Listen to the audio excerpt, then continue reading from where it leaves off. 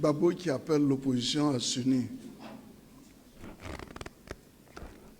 La personne qui a posé la question sait bien qu'à Bounois,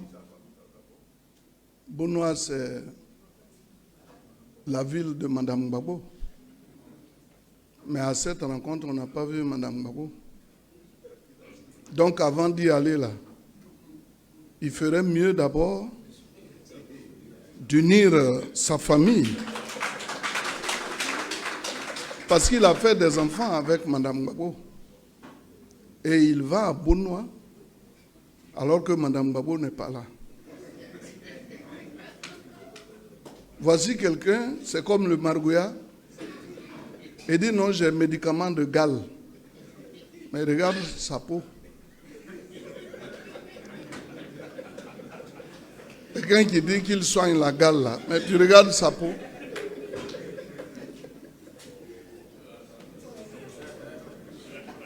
Et puis, le président Gbagbo lui-même, il a abandonné son propre parti pour aller créer un autre parti. Vous avez vu la réponse d'Afi? Il dit, mais c'est lui qui est parti, il n'a qu'à revenir dans son ancien parti. Appelé à s'unir. Mais moi, je ne vous comprends pas non plus. On a vu en France les élections. Les gens s'agitent, ils disent non, c'est la gauche qui a gagné. Mais en réalité, c'est Macron qui a gagné. Parce que Macron est seul. Et Macron a eu combien de voix? 168 voix. Mais toute l'opposition de la gauche rassemblée a eu combien? 188. Donc si on doit prendre individuellement, et puis dans les 188, chacun est parti avec ses voix, 60, 50, 20. Mais si on doit individuellement juger les partis, qui a gagné? C'est bien Macron. Donc ne pensez pas que en faisant l'union de la gauche, cela va nous perturber. Au contraire, nous voudrions qu'ils soient ensemble, de la même façon qu'ils l'ont été à l'occasion des élections passées, et on les a battus proprement. On les a battus proprement. Vous allez dans une localité, vous n'avez même pas pu vous accorder pour qu'il y ait quelqu'un qui vienne verser la boisson. Ça aussi, vous êtes au courant. Quand il est allé, on a appelé le chef de terre pour venir verser la boisson. À 4 reprises, on l'a appelé, il n'est pas venu. C'est un pasteur qui est venu. C'est la première fois qu'on voit qu'on appelle un chef de terre et c'est un pasteur qui sort pour venir faire des prières. Donc mon frère qui a posé la question, nous on est là, on observe. On observe. Mais ce que je conseille au président Laurent Gbagbo, c'est d'arriver d'abord à unir sa famille. C'est d'aller, vous avez vu à Bounois, pourquoi les gens ne sont pas sortis? Vous allez voir beaucoup de monde. Mais ils les ont ramassés depuis Abidjan. Dans tous les cas, un homme politique, il a toujours des partisans. On les ramasse à Abidjan, on s'en va. On a pris un peu partout. On va à Bounois pour donner l'impression que même dans le village de Mme Gbagbo, on est majoritaire. Mais on peut tromper sa propre conscience. On peut tromper le peuple, mais on ne peut pas tromper Dieu. Je crois que ça suffit pour que Gbagbo prenne conscience de sa valeur intrinsèque, de sa valeur réelle. Mais nous, on est là. Nous n'allons pas faire du tapage sur quelque union que ce soit. Nous sommes déjà unis. Parce qu'au sein du RHDP, on est nombreux à quitter le PDCI pour y être. Donc nous, notre rassemblement, notre union est déjà faite. L'UDPCI est là, le MFA, le RDR, le PIT. C'est ensemble que nous sommes venus constituer le RHDP. Donc l'union dont il parle là, nous, on l'a déjà. Or, lui-même, il n'a pas pu faire l'union de sa propre famille. Et puis, il va parler d'union d'ailleurs. Et puis, vous pensez que Thiam va se laisser aller avec Gbagbo? Mais qui va être le chef de l'opposition? Gbagbo est minoritaire. dans l'opposition, c'est celui qui est représentatif qui doit lancer des appels. Mais si vous avez vu sur un journal, quelle était la position de Gbagbo quand il tendait la main? Il a fait ça. Il n'a pas tendu la main. Il a fait des coups de poing.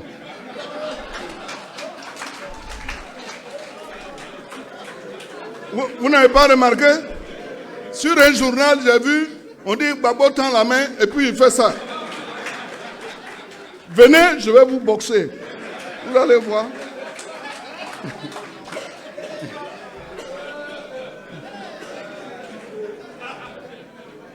Ah, ils disent qu'ils vont nous attaquer, non? Ils vont nous trouver. Parce que pour le moment, on s'est calmé, ils pensent que c'est la fin du monde. Alors, maintenant, vous parlez de PDCI qui accuse le RHDP de s'immiscer dans les affaires de chefferie. Si vous m'aviez dit que les Baoulés accusent le RHDP de s'immiscer dans la gestion de la royauté des Baoulés, alors je peux vous concéder, je peux dire, bon, comme c'est les Baoulés qui nous accusent, ils vont donner la preuve. Mais vous dites le PDCI. Mais pourquoi le PDCI peut-il nous accuser? Lui qui a réuni des chefs Baoulés à Yamoussoukro pour leur demander d'être derrière un des prétendants. Kopli. On l'a vu avec des chefs Baoulés. Mais à l'opposé, il y a eu la grande majorité. Le siège du royaume Baoulé n'est pas à Yamoussoukro. Le siège du royaume Baoulé est à Sakassou. Pourquoi depuis là, ils n'y vont pas? Il ne faudrait pas m'amener à parler parce qu'il s'agit de tradition. Moi, je fais partie d'un royaume. Le premier royaume à franchir les frontières pour être en Côte d'Ivoire, c'est le royaume Bron, du côté des Akans. Et après nous, sont venus les Baoulés. Après, ce sont les Agnis. C'est pour ça, d'ailleurs, nous avons été interpellés pour aller régler ce problème. Il y a une délégation qui est partie voir le roi des Brons, parce que c'est le roi des Brons qui installe le roi des Baoulés sur son trône. J'ai assisté à ça. Donc mon frère,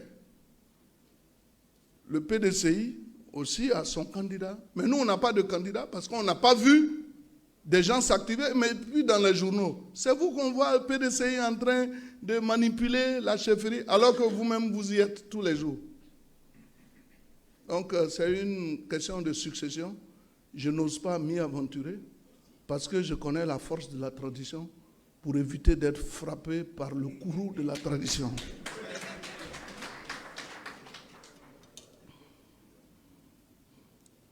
Vous parlez de taux de participation, que nous nous basons sur quoi pour gagner? Mais nous nous basons sur tous les détails que j'ai donnés, qui ont été présentés pour gagner. Alors, vous dites non, le taux de participation n'est pas important. Mais le taux de participation n'est pas important pour tout le monde. Si d'ici là, il y a eu beaucoup de naissances, nous qui avons gagné là, on a plus d'enfants que vous.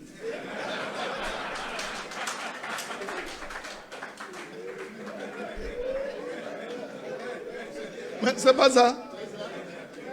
Donc vous pensez que non, les autres ne sont pas sortis. Après, il y a eu des jeunes qui sont nés.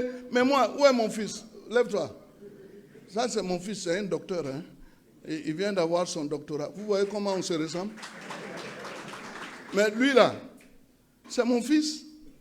Tu penses qu'il va laisser quelqu'un d'autre pour venir, il va laisser le RHDP pour aller voter ailleurs? Mais tous autant que nous sommes, nous avons fait des enfants. Et puis en la matière, nous-mêmes, on fait plus d'enfants que vous.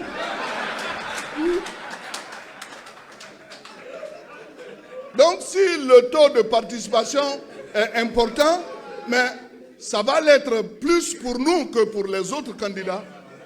Parce que nous sommes les plus nombreux et nous aurons à faire beaucoup d'enfants, nous avons beaucoup de familles. Merci. Vous êtes bien servis?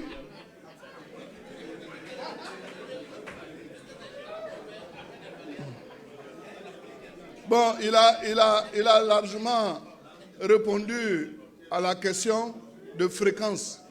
Mais mon frère, soyez rassurés. Quand on dit, par exemple, à l'Assemblée nationale, écoutez s'il vous plaît, quand on dit à l'Assemblée nationale qu'il y a des sessions ordinaires, mais il peut y avoir des sessions extraordinaires. Vous avez peur parce que vous voyez que la fréquence là, telle qu'on est en train de partir, mais ça risque d'étouffer votre combat. Mais soyez rassurés. C'est vrai que la fréquence est toutes les 2 semaines, mais il peut se trouver que dans une semaine, on ait à nous retrouver au moins 2 ou 3 fois. Tout dépend des sujets.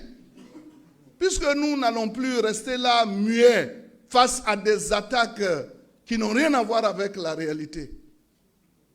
Si vous vous dressez contre nous, nous allons constituer des paravents pour bloquer tous les coups. Et c'est ce que nous faisons maintenant. Donc mon frère, c'est vrai qu'on l'a fait l'autre jour, on le fait aujourd'hui, mais on est même capable de revenir encore.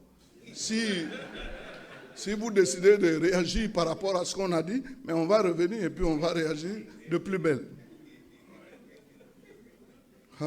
Bon, l'autre a parlé, Gbagbo nous reproche beaucoup de choses, coût de la vie, ceci, cela. Mais vous voyez, quand on dit la VAR là, est-ce que vous ne voyez pas les images quand le président Gbagbo dit « mais je n'augmenterai rien, je ne ferai rien ».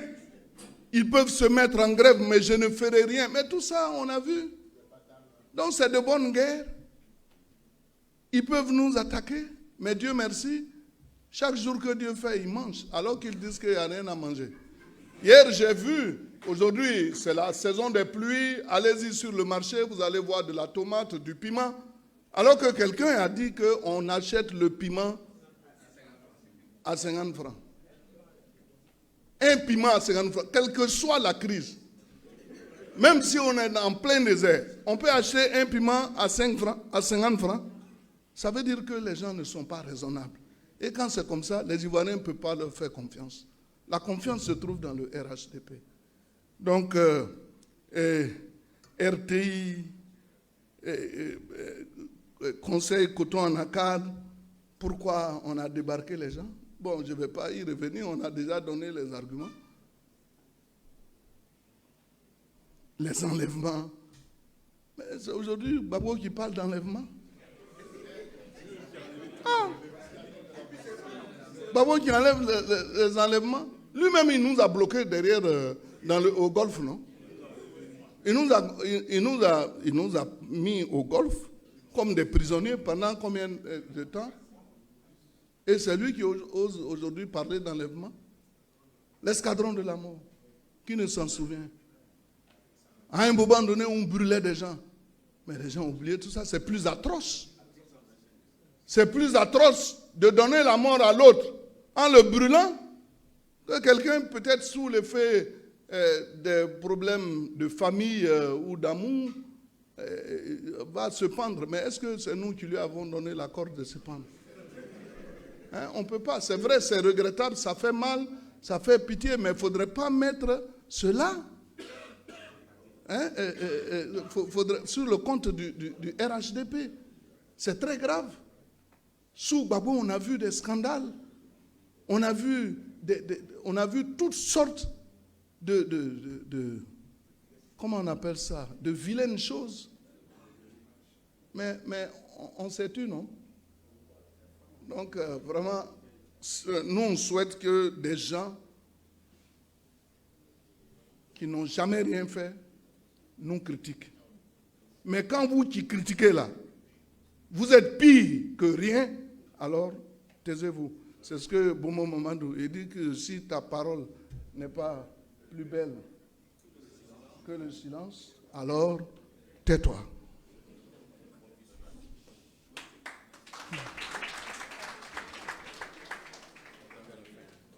Non, ça va. Voilà. D'accord, alors nous tendons, voilà, cette fois-ci, c'est la fin, mais nous tendons vers la fin. Le ministre porte-parole adjoint Touré Mamadou va faire l'ouverture qui permettra au ministre d'État Djoumani de faire la conclusion de cette rencontre. Monsieur le ministre Touré.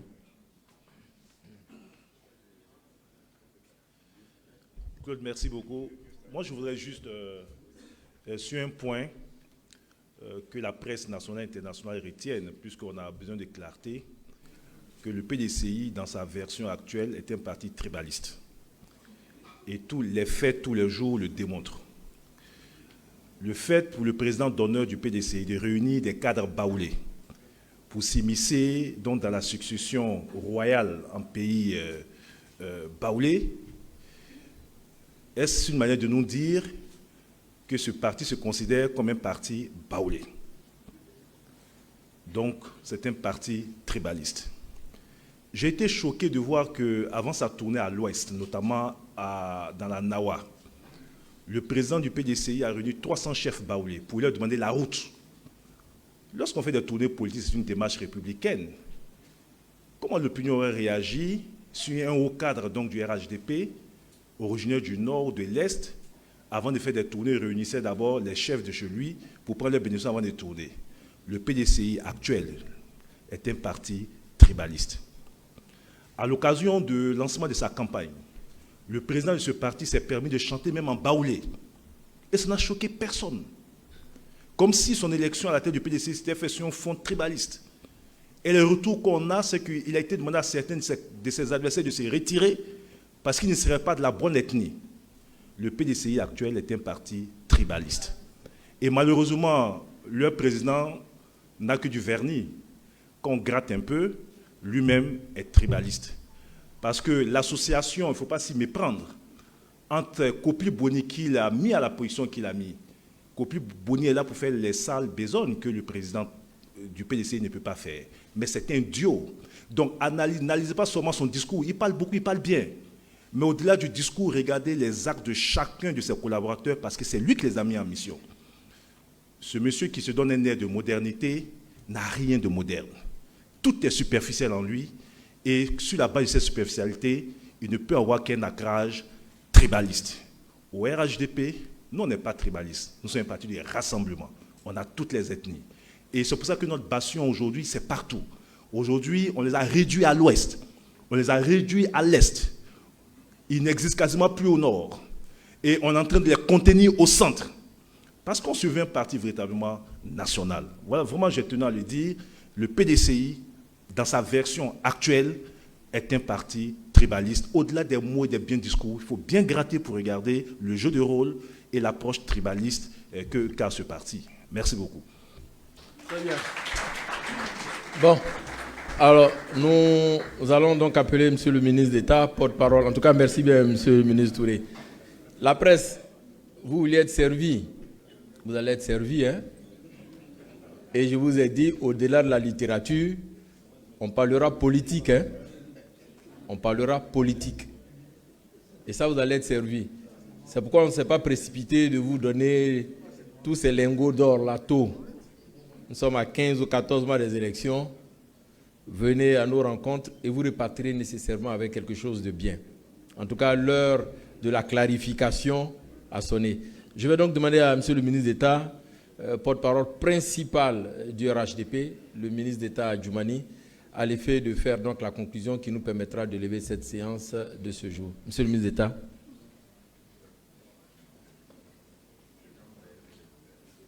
Ce sur quoi je vais terminer, c'est de dire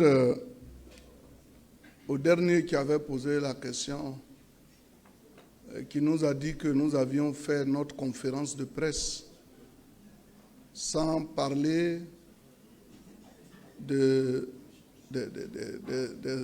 critiques, des attaques du président Laurent Gbagbo.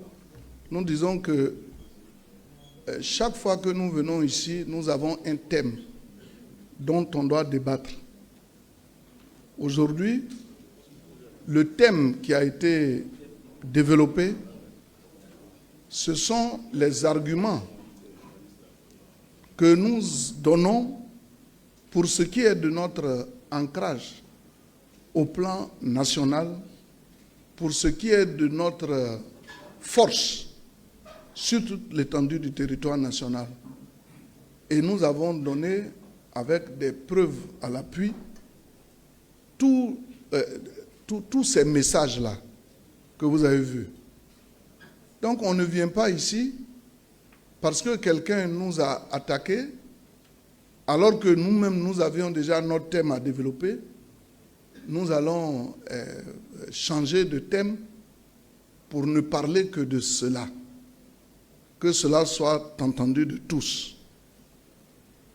Pour conclure, je voudrais d'abord dire merci à la presse qui s'est mobilisée pour être avec nous et qui a posé des questions pertinentes, à l'exception de certaines questions que nous jugeons très, très intéressées. Et dire merci aussi à tous nos collègues, les ministres qui sont là, les élus, les cadres et les militants, les jeunes qui également se sont mobilisés pour être avec nous. Vous savez, l'objectif ici n'est pas de répondre du tic au tac, mais l'objectif c'est d'éclairer la lanterne des Ivoiriens sur les propos mensongers qui sont proférés et propagés au niveau donc de l'opinion publique. Et il est de notre devoir de venir ici pour rectifier les choses, ou souvent même d'évancer certaines choses. Ce n'est pas pour répondre seulement, mais nous allons également initier d'autres choses qui n'ont rien à voir avec les réponses de tic au tac. Soyez rassurés. En réalité, nous avions décidé de ne même pas dire le nom de quelqu'un en étant ici. Parce que notre objectif n'est pas de faire la publicité de quelqu'un, mais de grâce, que eux aussi ne s'acharnent pas à nous attaquer. Si vous nous attaquez, et les journalistes, d'ailleurs quand j'ai parlé, là, à part les découpages, pour faire allusion aux différents présidents qui se sont succédés, nulle part on a parlé de quelqu'un. C'est vous les journalistes qui avez dit Gbagbo a fait ceci, Gbagbo a dit cela. Bon, on est obligé, dans ce cas-là, de répondre à Gbagbo. Donc, nous sommes là pour vous. Aujourd'hui, nous sommes, je dirais, au premier élément, puisque la fois passée, c'était le lancement des rendez-vous donc, du RHDP. Et je voudrais dire merci aux uns aux autres et vous donner rendez-vous dans 2 semaines. Si quelques nouvelles n'apparaissent et qui nous appellent à venir aussi rectifier les choses. En tout cas, nous sommes avec vous, nous sommes pour la transparence et nous sommes également pour le débat. Donc, quiconque pense que ce que nous disons n'est pas vrai, bon, il y a beaucoup de presse, hein, vous pouvez nous inviter porte-parole contre porte-parole, et puis nous allons voir ce qui va se passer ce jour-là. Merci beaucoup.